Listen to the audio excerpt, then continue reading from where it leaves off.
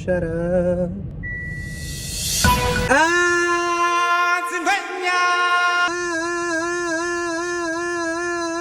Oh.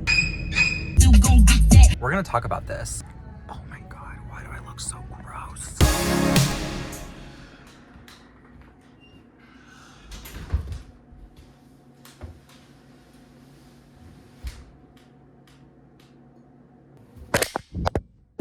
Did I just walk inside, set up my phone, start filming, walk back outside, and then come in my door just to pretend like I walked in? Yes, I did. And it's probably a good thing because apparently I left my keys in the lock whenever I walked in. So got those now. They're here now. Kitchen.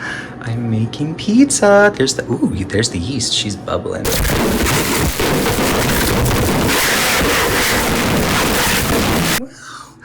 It's pizza. If this doesn't turn out well, I straight up am going to jump off my balcony. If it's loud, my washing machine is running right now, and I'm gonna shave my face. I never really let you guys see me like this. Well, I don't know why we're getting serious, like, you know, I might as well. We're gonna talk a lot in this video. I don't normally let myself look bad on the internet because everything on the internet is like immortalized, and ever since I was young, I've had like an obsession with like looking perfect. So I never really let you guys in on like this like grungy, gross part of my life because it's not something that I'm proud of sharing. We'll talk about my job in a second, but essentially like I have a job now and most of my days now are spent completely gross and grungy and sweaty and covered in coffee. So right now you're actually watching me like clean up from the day. Usually I've done this by the time y'all see me. Oh God.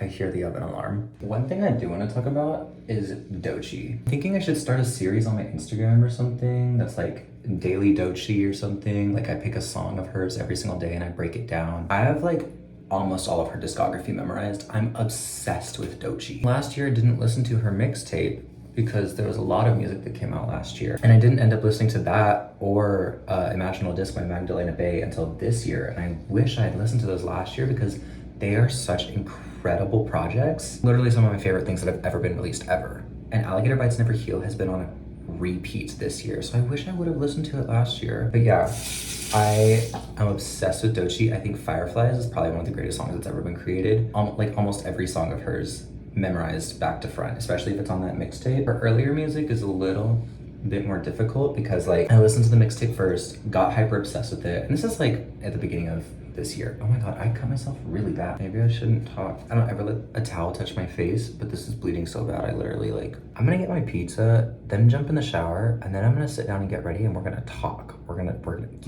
talk. Low key, my pizza's still not done.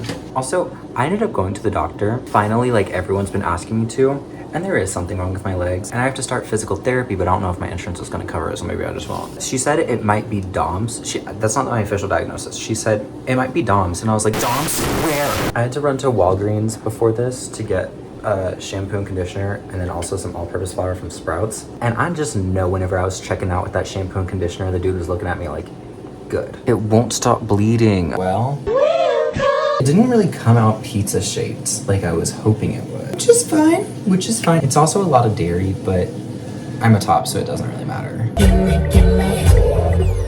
A center of attention. Do you feel that? Come get y'all juice. Is it burned? It smells burned. Not burned. Oh. What is that? That's our pizza. Why does it look like that? I worked really hard on it, and I won't have you disrespect it. I want to see the bottom of it. No, it as doesn't. soon as I stepped out of my room, it smelled like something was burning. Nothing has burnt. Look at the sides of it. Nothing's burnt. I'm just confused because this looks nothing like what I told you to make. Truly. I'm so hungry. Ew. That's not going in the video. I'm taking that out. Oh my god, I'm bleeding so bad. It's got mushrooms and spinach on it with all the cheeses. I will say I didn't realize, but that mozzarella in there was vegan, but it melted just fine. What shape do you want? I guess a rectangle with curved sides. Yeah, I can make that happen. It's like school lunch pizza day. This is what it was looking like. At Hildebrandt, this is what it was looking like. It always smelled horrible. Look at that. That's just the cheese. No, the cheese is burnt. The crust is fine. Yeah, so that's probably why I smelled something burning. You need to get a pizza cutter. Maybe. I'm not above exposing people on the internet. That's what all my songs are. Let's eat. Oh, this isn't a Sabrina Carpenter video. So what had happened to the pizza was, it was a circle. Because I rolled it out on the counter. I just didn't know whenever I rolled it out on the counter that it would get stuck to the counter even though I put flour down. And yeah, transferring it to the pan kind of felt like when Kevin drops his chili in the office and he just starts scraping it back into the pot. That's what it felt like. So tonight I'm going out for the first time. Well, no, I've gone out a couple times, but I haven't gone out and partied. And everyone knows I don't drink or like really like anything crazy. Like I don't really have any vices. I don't do hookups. Like I really don't like I live a very average, simple life. I've been like very health conscious since I was like, I don't know, this kind of goes back to like the whole wanting to appear perfect thing all the time and everything. Like I've always liked eating really healthy, taking very good care of my body. I don't like what alcohol does to people. Like I grew up around alcoholics and, you know, addiction runs in my family and I just like don't like, I don't want to get myself involved in that. So I literally don't drink at all. I say that I'm health conscious as I'm literally eating pizza with nothing but cheese. There's spinach and mushrooms. Those are vegetables. Tonight, me and my coworker Alyssa are going out to Trax, which is a gay bar in Denver, where I live now. I've lived here for almost like a little over 2 months now, and I love it here so much more than I loved it in South Dakota. I really didn't love South Dakota at all, actually. I felt so trapped, and the best thing about it was finding the people that I've found in South Dakota. Like, I'll never stop talking about my drag queen friends. They literally like changed my life. Doing drag changed my life, and like without them, there's blood on my hand. Without them, I definitely wouldn't be here or be the person that I am today. Like, they literally like changed everything for me. They changed my world. But anyway, I accidentally became employed, and it is literally my nightmare job. Well, no, it could be worse. Whenever I was online looking for jobs, I literally filtered out Starbucks. No matter how desperate I get for a job, which I guess I was this desperate, I don't want to work at a Starbucks. I just do not agree with the company policies. I don't think anything that they serve is good. I actually hate all of their food and their drinks.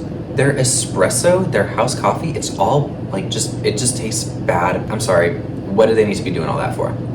They ain't got a single song where they need to be doing all that. 8 pumps of syrup in a peppermint mocha is crazy. I just hate it. I don't care if my manager sees me saying that I hate it. I really hate it. If he fired me, it would be a blessing. I'm not gonna name anybody's names because then I feel like I could get sued, and also like it's just not worth it. Like I don't care about naming names.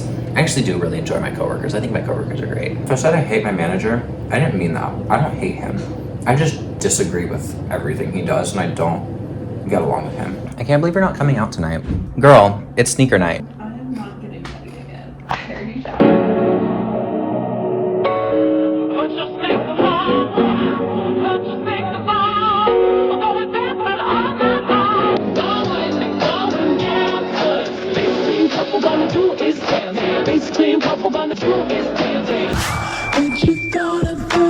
Age-old question of every woman everywhere. What am I gonna wear tonight? I'm not actually misogynistic, but I find it funny, and if any of you accuse me of actually being misogynistic, I'm gonna fight you. And I don't care if you're a woman, I will fight you. That's how not misogynistic I am, because I'll fight a man and a woman. I'm gonna have to like censor all of this because I'm like completely naked. Anyway, so I applied to this job that showed up. Wait, maybe I shouldn't say the actual company name. It was a company that owns other companies, but the location said Colorado School of Mines, and I know that there's a coffee shop at the Colorado School of Mines, and so I was like, oh my god, this would be amazing. I would love to work at a coffee shop on a college campus, meet people my age. That would be great. I get to the interviewer, which is now my manager. He was 30 minutes late to my interview that I scheduled a week prior. He tries to act like fake tough around me. Obviously, I'm very professional, and I got the job for a reason. I'm a very good interviewer. It wasn't until the end of the interview, I'm rubbing lotion on myself. It wasn't until the end of the interview that he let me know that I start at Starbucks on Wednesday. That was literally, how does the universe work that way? Because I literally requested on everything not to work at a Starbucks. I literally said that's the one place I refuse to work. And then somehow, serendipitously, guess where I work? I work at a Starbucks. But I'm not giving any of my money back into the company. I'm looking for a separate job. The problem with this Starbucks too is it takes an hour to get there, morning and afternoon. Like, it takes an hour to get home because of the traffic. It's in Golden, Colorado, and I don't live near Golden. And like the drive to Golden isn't bad whenever it was my interview and it was only a 20-minute or 30-minute drive. Like I was like, okay, 30 minutes is kind of far, but I can make it work. With the traffic, it literally takes me an hour to get there. So I'm looking for a different job. I actually do like my coworkers. I think my coworkers are great. So I'm going out with tonight is one of my coworkers and her friends. So it should be fun. But that's how I got accidentally employed at Starbucks, the one place I did not want to work at. Working at Starbucks is so bad that I've literally considered going back to my sound engineering job, arguably harder to get into, but I have lots of experience and I would love to do sound again, honestly. I miss meeting small artists and working with bands, like getting to do music as a career. Music is the career I know I'm meant for. Like I'm meant to do music. And more than that, like I'm meant to perform my music. I'm meant to write songs, to sing, to perform, to dance for people. That's what I'm supposed to do. So, you know, whatever, that's the ideal job. But we're working on that. With that said, like you can go listen to my brand new EP now. I'm pretty sure it's out by the time this video comes out. My debut EP, my second debut EP, because I changed my name, but I Hope I Make You Sick. My EP is available now to stream and you can buy a vinyl for it. I made a video unboxing the vinyl and stuff and it's so cute. And if my EP is out, that means that I have more music coming out soon because I can't just release one thing and be satisfied with that. I have to make 1,000,001 songs and release all of them. So actually, the EP that I'm really excited for you guys to hear comes out in February. Should I play a snippet of one of the songs? You guys deserve to hear one of the songs. Do I make you sick?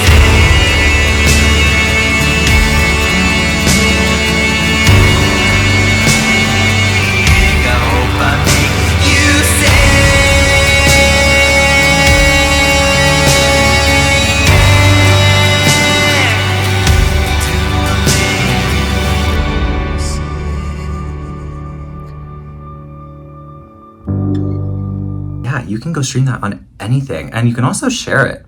I heard sharing it is actually really cool. I heard though that like only baddies and only divas are allowed to share it. Like I don't make the rules, but that's what I heard. Like I'm not here to like shame anyone for their looks, but the uggos, like they can't share it. Like it just wouldn't let them. Oh, that reminds me, the Dallas Stars are playing. I haven't watched hockey in a minute. That's not true, I watched hockey last, but I haven't been keeping up with the Stars like I did last season. And I miss it. I love hockey. I love Tumblr. I love my Tumblr specifically, and I love the Dallas Stars community on Tumblr. But oh my God, y'all are some crazy Y'all are doing some weird shit. Respectfully, like keep it up. I love what you're doing, but like it's not for me.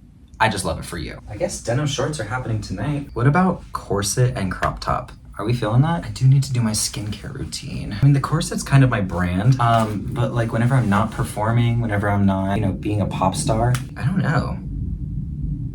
Guys, what do I wear? I think it's the shorts. I don't want to wear the shorts. Okay, this is kind of Americana, right? No, I'm not feeling this either. I look like Danny Zuko. So as everyone knows, probably Starbucks introduced a new policy where you literally have to write on every cup a personalized message or something. That's a lot. I don't even know if I'm supposed to be saying this, but like sometimes we literally just, when we're not busy, pick up the cups and start writing messages on them. Regardless of whether we have customers or not, we just start writing messages, which honestly, they're no different from what we would say if we did have customers. So it's not that bad. It's not a violation of company policy, I don't think. Otherwise, they wouldn't tell me to do it on my first day. But one of my coworkers, I love her to death. She is the oldest one there, and she takes everything very seriously about Starbucks. It's not that she's passionate about the company, it's that she's passionate about her job. And she will come up to me with the messages acting like she's a prophet, like she has heard the word of God, and that is what I'm supposed to write on the cups. The other day, it was Friday, she comes up to me and goes, "This would be a really good one. It's Friday." I said, "You know what? That's a great message." I'm obsessed with her. She's so sweet. Also, I've been to a ton of concerts recently. I saw Tate McRae, Conan Gray, Addison Rae, just all the Rays except Lana Del Rey. And we saw one more who was, Lord. We literally saw Lord. And I cried the entire time. I cried. Well, actually, I cried during the end of Big Star, and then just the chords to Liability started right after that. Instantly sobbing, and she had like a 5-minute speech before she actually starting Liability. The entire time I'm just like heaving sobbing. I'm not even joking, and I had to apologize to the girl next to me, be like, "I'm sorry I'm crying so much, this means so much to me." She was very annoyed. She also she seemed annoyed to, I don't know, it seemed like she was there to post that she had been to Lord, but not because she enjoyed it. Like she thought she was so niche and cool, and Girl, we all, like, we're all Lorde stans. We all listen to these bands. You aren't different or unique because you listen to these bands. It was a very weird energy from her. Did not like it. I'm not saying you can't enjoy these things. Like, she probably does enjoy all these things, but it felt like she was at the concert to say that she was at the concert while I was at the concert to have my life changed. And for me, mission accomplished. Like, a lot of people in the crowd seemed that way. And I've never been to a concert where, like, the general consensus is that the crowd doesn't, I don't know, they're not there for the artist, they were there for the bragging rights. And I've been to a show at Red Rocks. I saw Conan Gray at Red Rocks, and his crowd was not like that. Whenever I saw Taylor Swift, the crowd was definitely like that. The crowd definitely just wanted to say they went to the Eras Tour. The girls next to me whenever I saw Taylor Swift sat down during most of the show and were playing on their phones, but then they stood up for 1989 Fearless. I think they left during Folklore. I was shocked. But I suppose at any concert, you're gonna run into people like that. It just so happened I was sitting right next to them at Lorde, and there were a lot of people like that. Girl next to Ainsley, whenever I went, she got wasted. Not Ainsley, the girl next to Ainsley. That girl was just plastered. Like, could not stand up straight. So the crowd was probably one of the worst I've ever dealt with. The concert was the greatest thing that I've ever seen in my life. I'm not even joking. Like, that was the best show I've ever been. And I'm seeing Ethel Cain in April. I was like, I have an unlimited amount of money, but I really don't. Ainsley really got me with you're paying for experiences. I've just been going to a bunch of concerts, but yeah, Addison Rae felt like such a party. It was so much fun. There was a diva down, and then there was a second diva down. She had to stop twice to make sure everyone was okay, and then a third time because she thought somebody was like passed out or something, because they were like shining flashlights in the audience, and I feel like you only do that when there's an emergency. So she stopped and she was like, "Is everyone okay?" "Oh, you are. Okay, I'm gonna keep singing now." Addison Rae's an incredible performer, and I was a hater. I was a huge Addison Rae hater because like I didn't care. But this album, it was good, and then seeing her perform live, like, she really blew me away. Like, it was really good. It was a great performance from her. One of the hard parts about going to concerts, and I don't know if anyone else feels this, like, if you're one of my musician friends, please let me know if you agree, but like, one of the hard parts about going to concerts is that sometimes I like a show so much that I get angry that it's not me up there performing. Like with Lorde, I was like, I should be on that stage doing what you do. And I was pissed off. I was like, that's supposed to be me. Whenever I saw Tate McRae, I said, you got that. Leave me out of that. I don't want no part of that. It was a great show, but I would never do that. You know, performing at venues like Addison was, and like Conan was, and, you know, maybe one day even bigger venues. I don't know. I don't know how I'm gonna handle like smaller level fame yet, so I don't. Girl, what am I? Y'all just need to be like in my fantasy. Like, y'all need to be in my head. And it's not a fantasy to me, because to me, I know what I meant to do. I know that I meant to be a performer and an artist and a songwriter and a singer. Like, I meant to do these things. The only thing that makes me happy, that makes me money, is performing and being a songwriter. That's whenever I feel like my inner self can be externalized. I don't feel that way behind a soundboard or behind an espresso machine. Like, what I meant to do is perform, to share my story and my words with the world. That's what I meant to do. So anyway, I'm glad that you guys are on this journey with me. I know if anybody's on this journey with me, it's y'all. Literally every single one of y'all that's watching right now. I know that y'all are with me. You forgot to take the chicken now. I'm so obsessed with Doechii. I need to see Doechii live. That's what I actually really need. There are very few celebrities I feel like I would sob my eyes out if I met them in person. Lana Del Rey, if I saw Lana Del Rey in person, if I got to meet her, instantly, like uncontrollably weeping. Lorde, sobbing. Lorde doesn't even know what her music has done for me. Like, her music has literally changed the trajectory of my life. She don't know that, but she's going to whenever I meet her. I'm gonna be sobbing. How Chappell Roan just like can be friends with her. How anybody can just be friends with her knowing the music she's made. I'm sorry, she wrote Supercut and Buzzcut Season and Hard Feelings and Loveless. She wrote the entirety of Solar Power. Yeah, I'm not gonna let y'all sleep on that album. That's a great album. And Virgin, I'm not gonna spoil my end of year album ranking video, because that's a very highly anticipated video, I know, but Virgin changed my life. Virgin genuinely changed my life. And I got to see the Virgin album while I'm still a virgin. The concept of virginity is wild, and I don't think that there is such a thing as a male virgin, because like antiquated and misogynistic. The concept of virginity, the idea that you're pure until you've had sex, the idea that sex is dirty at all is, I mean, like, well, I'm gay, so sex is dirty, but like not dirty in nature as in like wrong or sinful, but dirty as in like clean up on aisle me. I mean, honestly, like the reason I've never actually been in a real relationship other than like I've had people that I call like my boyfriend, but they're not my boyfriend, you know, like we place that label on things temporarily, but that's not what we really are to each other, especially to the other person oftentimes. Why do you have me out here telling all my friends this is my boyfriend because we call each other boyfriends, but then you're talking to other guys? Several months down the road, we're gonna talk about that because he pissed me off.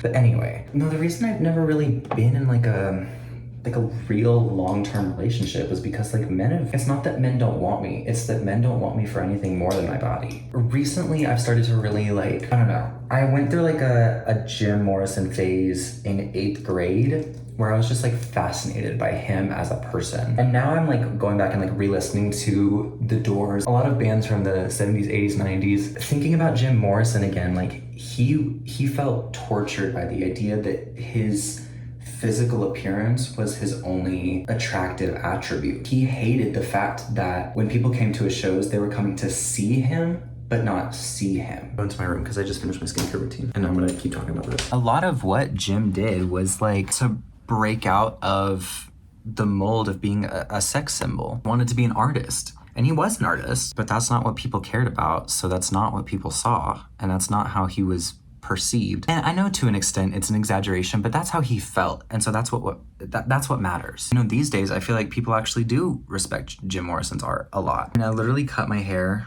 like Jim Morrison because like I don't know.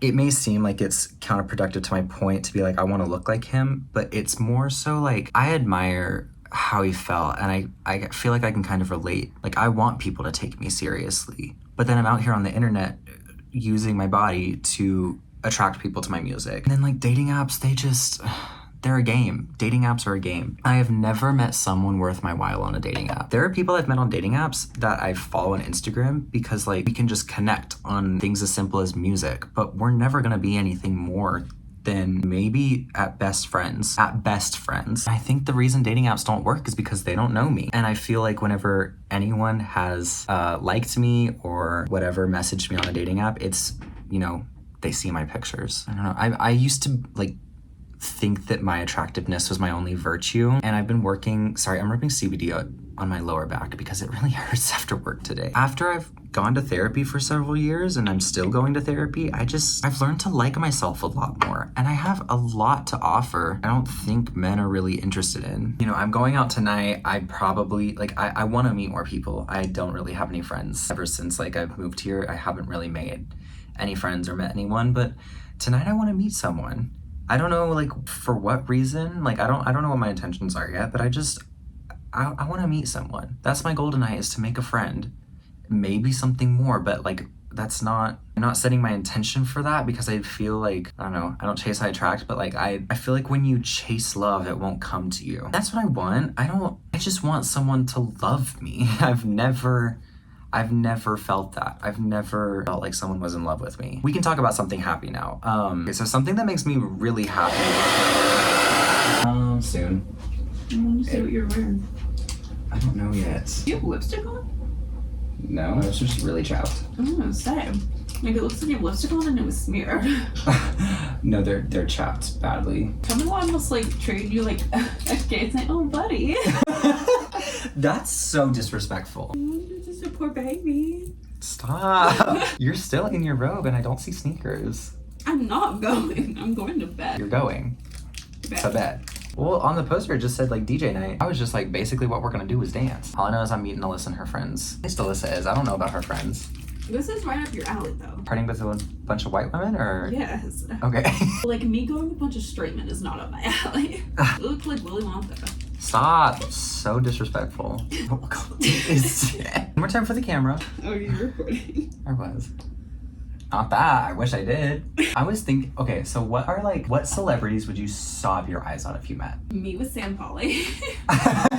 Okay, that was you with Sam I didn't say a Polly. single thing to her. I didn't speak to her until she left. And I was like, Ainsley, say something. So I said, I love you so much. Also, I said the same thing. I feel like Taylor and I could talk. Yeah. I could meet Conan and Olivia, like I would be nervous.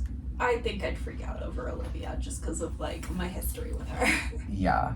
Well, low-key, like I had a problem for a while, kind of like you did with Olivia, where like anything Conan did, I was obsessed. And I was like, that's supposed to be me, or I'm this person. For such a long time, I was like, I need to get my hair cut like him. I need to start dressing like him. I need to like live the life that he lives. I was like obsessed. Like I went through this phase where I was watching his YouTube like every day, being like, this is supposed to be my life. And it became like a problem. We met Macy. Didn't say a single thing. Okay, I don't think it was us freaking out. I think it was everyone else freaking out about really meeting Maisie. Stimulating situation. It was. Maisie was itty bitty, and I wasn't expecting it. I wasn't picturing Maisie like, to be so Maisie, small, like, and she's getting up there. They're gonna put her out to pasture soon. Maisie looked like every other girl that was meeting her. Yeah. Like in the picture we all have together with her, it looks Especially like since she's not even in the middle of the she's thing. not in the middle. I don't know why. Like everyone's meeting her, and she's like off to the side. I don't know. Sabrina, like, she just radiates That's what I'm such saying, big is, like, pop star she's energy. just such like a Barbie doll that like she's Yeah. If I ever meet Lord, like, expect not a single, like, I'm gonna come back and you're gonna be like, what did you say to her? I'm gonna be like, I don't even know that oh my god, I just got eyeliner all on my upper eyelid. Like, took it and shoved it in your eye. Well, usually it stays inside my eye, and today it decides to creep its way out. If I meet Sabrina, it's gonna be like a full circle moment because I was an OG stan. Like, can't blame a girl for trying OG stan. And like, if I met her, all I would think about is like, 10-year-old me is freaking out. She's a cute. Why'd she stop? Hanging on the passenger side of his best friend's ride, trying to holler at me. Hold on. Did y'all see whenever I'm in like a really dark part of the city?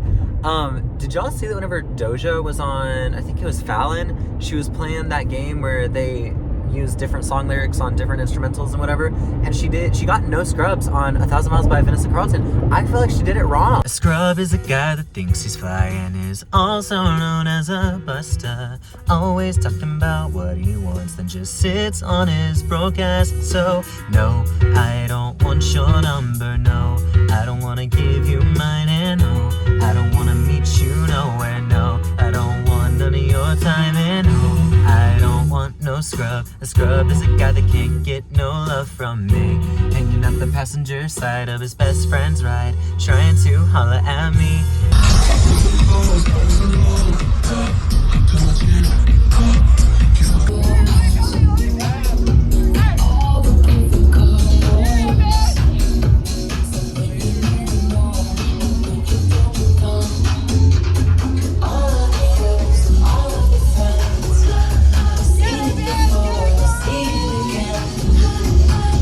I'm dead. That was so fun. Wait, I need to like low-key start driving because I'm gonna get arrested where I'm parked. This isn't a parking space. I don't know if you can tell. I'm diagonally parked on the sidewalk. No, let me out. Let me out.